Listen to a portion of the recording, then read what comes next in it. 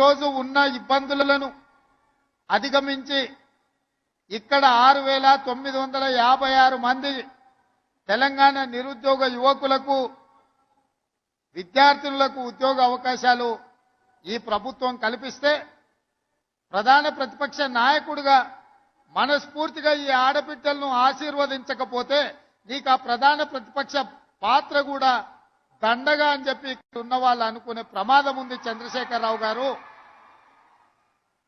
ఒక పక్కన మేము వీళ్ళకు ఉద్యోగాలు ఇవ్వడానికి ప్రయత్నం చేస్తుంటే, అడ్డంకులను తొలగించి ముందుకు వెళ్లాలని ఆలోచన చేస్తుంటే, ఇంకొక పక్కన నీ అల్లుడు ఈరోజు ఈ ప్రభుత్వం మీద వీళ్ళకు ఉద్యోగాలు ఇవ్వాల్సిన అవసరం లేదన్నట్టుగా మాట్లాడుతుండు. మీరైనా పిలిచి మీ అల్లుడికి గడ్డి పెట్టండి.